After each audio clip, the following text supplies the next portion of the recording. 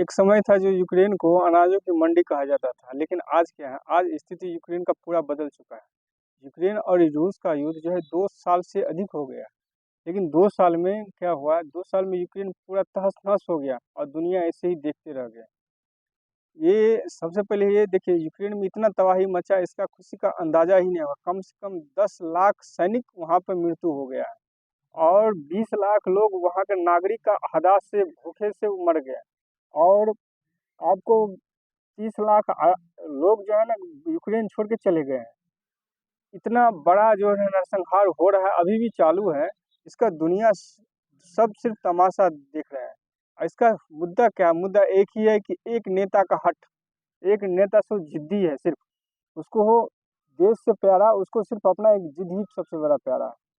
Zelensky को ये सोचना चाहिए था कि अगर जब उस अभी नाटो में अगर शामिल ना होता, मुद्दा तो एक ही है कि नाटो में शामिल ना होना।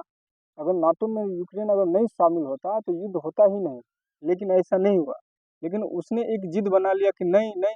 और पश्चिमी देश जो है, अमेरिका अमेरिका अमेरिका का काम ही यही है कि पीछे से टीन मारना।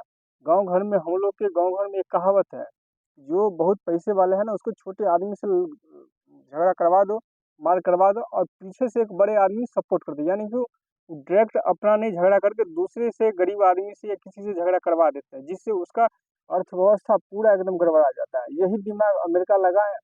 अमेरिका एक नाटो एक ऐसा संगठन बना है, सिर्फ वो अपने लिए बना है, पूरा देश के लिए नहीं बनाया।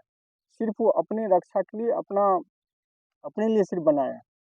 हम सभी पूरा विश्व को सोचना चाहिए, संयुक्त राष्ट्र संघ का स्थापना क्यों हुआ था? ये सबसे बड़ा मुद्दा है।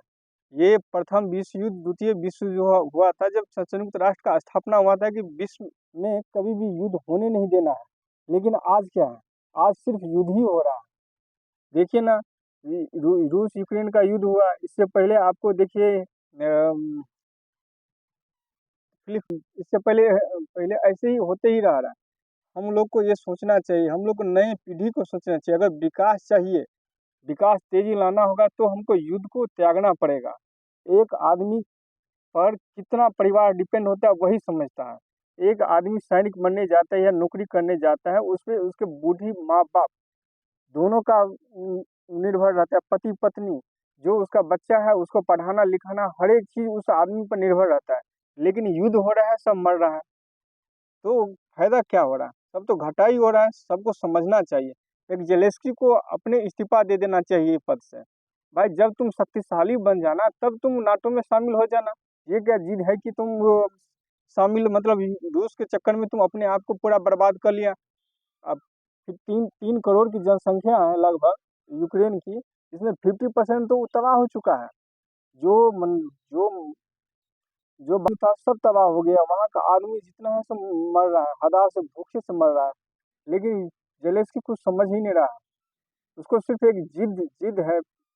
अतः विश्व को, सब पूरे विश्व को ये बात सोचना चाहिए, संयुक्त राष्ट्र के जो महासचिव है एंटोनियो गुटेरस, उसको इस्तीफा दे देना चाहिए पद से। क्योंकि इसके समय में इतना युद्ध हुआ है, 3-4 गो देश से युद्ध हुआ है। सबको सोचना चाहिए और इस्तीफा दे देना चाहिए।